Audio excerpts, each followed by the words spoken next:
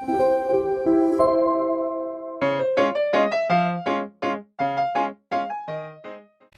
I will tell about capital structure. What is capital structure actually? Okay, capital structure is the amount of debt and equity that employed by the company to fund its operation and to finance their asset. Moreover, capital structure is also based on the company decision towards their financial strategy. Now, let's take a look at the component of capital structure. Capital structure has two main components, which is debt and equity. First component is debt. What is debt?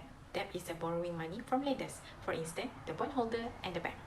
Thus, debt is usually has a fixed cost, which is interest payment, and they also need to repay back the payment and the funds.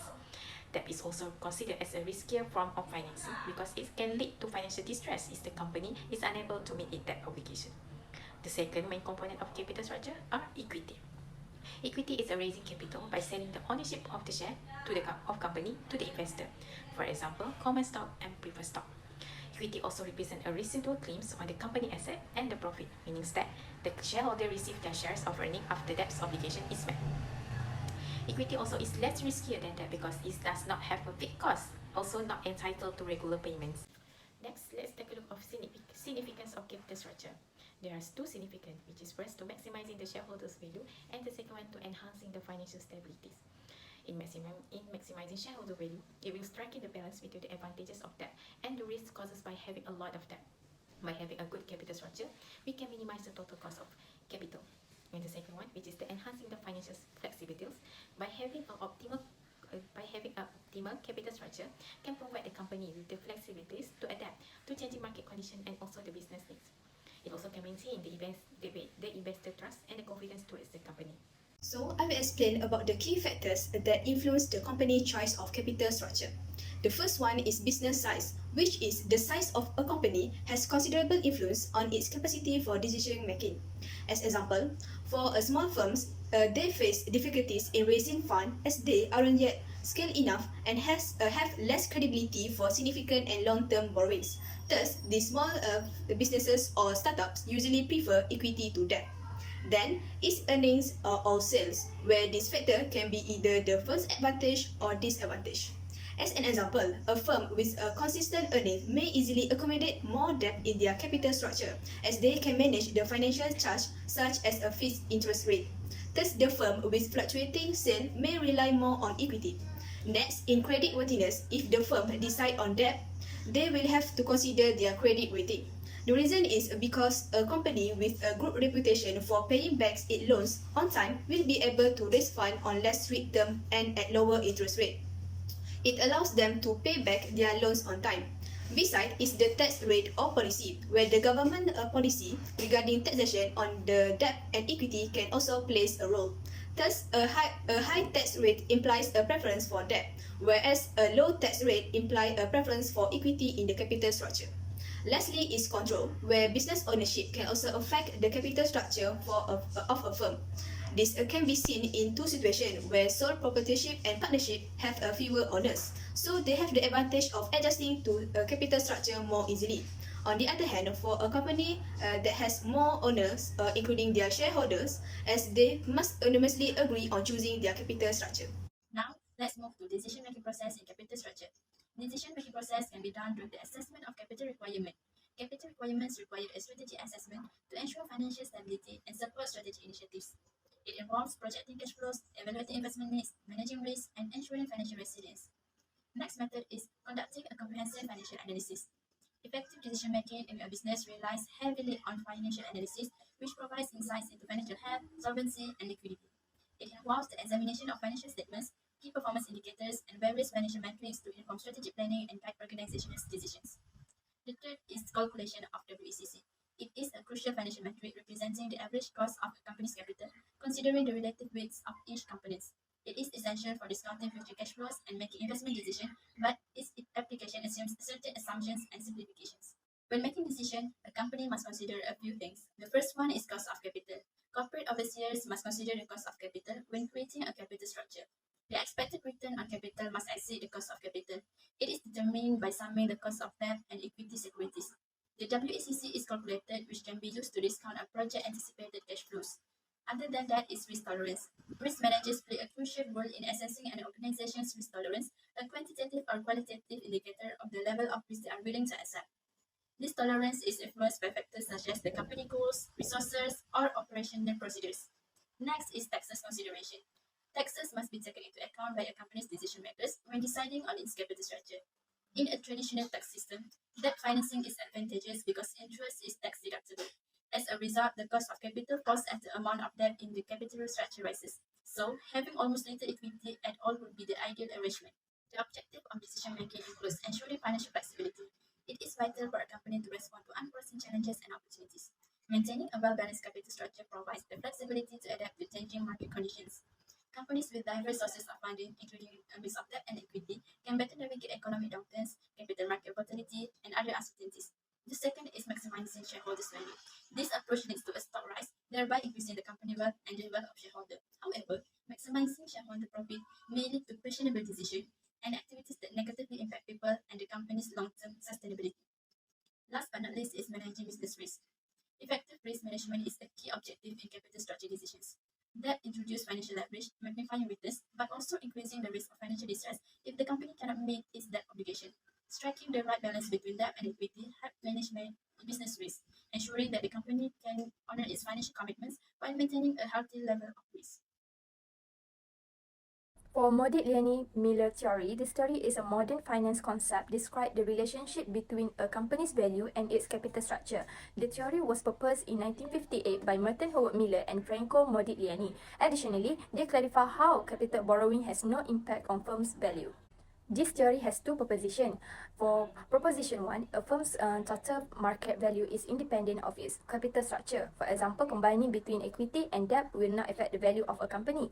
And for proposition 2, the cost of equity increases in its debt-equity ratio, and the value of firm depends on required rate of return of the firm, asset, cost of debt of the firm, also debt-equity ratio of the firm.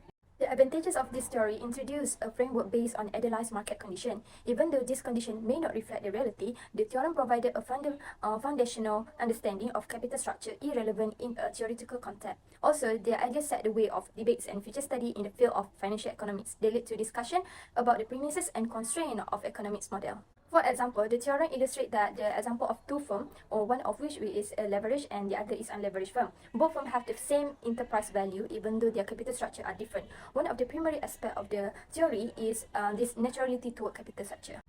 Next, for static trade-off theory, this theory seeks to strike a balance between the advantages of using debt as a shelter and the cost of financial distress. The optimal capital structure consists of a combination of debt and equity. The advantages is rationalizing moderate debt ratio by balancing the potential cost of financial distress with the advantages of debt and lower cost of capital. This indicates that a capital structure that prioritizes debt over equity can help a company reduce its cost of capital. For example, SME use the trade-off theory to help them decide how much debt to take on. According to this approach, SME should weigh the advantages of debt in terms of taxes versus the expenses related to filing for bankruptcy and dealing with agency. So for the packing order theory, this theory is based on the empirical finding that firms clearly prefer to use internal finance such as retained earning or excess liquid asset over external finance. According to this theory, firms should only think about low-risk debt financing as a backup plan if internal financing is able to raise sufficient fund. If funding is still needed, equity financing should be the third option. So for the advantages of this theory, it can lower transaction costs, signaling problems, and information asymmetry costs, giving for more financial flexibility. It also offers insightful guidance on how to raise money for a new project, and it also can clarify how different information can affect their financing costs. For example, initially Uber's founder used their personal fund, not tied to any obligation, to kickstart the company. This aligns with the concept of internal financing, the first preference according to the packing order theory. Following this, Uber raised debt which fits within the packing order theory's hierarchy of using low-risk debt financing after exhausting internal funds. Now we will talk about agency problem. First of all, what is agency problem? Agency problem is the conflicts of interest between the management and the stakeholders, and the debt holders and the shareholders. Let's take a look at potential agency problem and also the cost equity that may arise from the problem. First, the management may choose to use more debt than is optimal from the company. For example, the management may take loan to invest in riskier projects that could benefit to them even though the project is not the best interest of the shareholders. This can lead to the cost of equity to increase because the company will experience the financial distress and also the agency cost will also increase. In addition, the management also may choose to use less equity that is optimal for the company. For example, the management may avoid to issue new shares of stocks even though this can help the company to grow and also to raise more capital. This also will lead to increase of cost equity, such as the increasing in debt to equity ratio. As you all know, by having a high degree of debt equity ratio means that the company is relies more heavily in debt to finance the operation. The result is the investor may hesitate to invest the company because it more likely the company may experience financial distress due to unable to meet their debt obligation. We move to signaling hypothesis. Signaling hypothesis show the information about the firm financial health is not available to all market participants at the same time. According to signaling hypothesis, the choices a company makes regarding its capital structure can convey information to investors about the firm prospects. When the marginal subsidy cost to debt is equal to marginal cost, it is when the firm capital structure being optimized. Signaling hypothesis support the positive relationship between the leverage and the firm performance. Managers have better information about a firm's long-run value than shareholders or investors, which is known as asymmetric information. For example, if a company decides to issue more equity, it may signal that it believes its stock is undervalued. While if a company issues more debt, it signals the company's confidence in future cash flow. As for conclusion, a company's capital structure plays an important role when it comes to its financial dynamics and overall performance. Striking the right balance between debt and equity is essential for optimizing costs, managing risk, and creating value for shareholders. Decisions about a company's capital structure are often interpreted by investors and shareholders as the indicators of the company's financial stability and prospects. Issuing equity or taking on debt communicates information about the company's assessment of its own value and potential growth. The importance of capital structure for a company's financial stability and performance has four. First is value maximization. Capital structure increases a company's market value, that is, the total worth of the shareholders' ownership interest and claims is increased in a company with a well-designed capital structure. Second is cost minimization. The capital structures of a company reduce its cost of capital or cost of financing. Through appropriate selection of funding sources, a company may minimize its total cost of capital. Third is investment opportunity. With the appropriate capital gearing, capital structure not only boosts the company's potential to uncover new wealth-creating investment possibilities, but also increases the confidence of suppliers of them. Lastly is increase in share price. Capital structure increases the average shareholders' earning per share, maximizing the market price of the company's share. Additionally, it increases the shareholders' dividend payment. That's all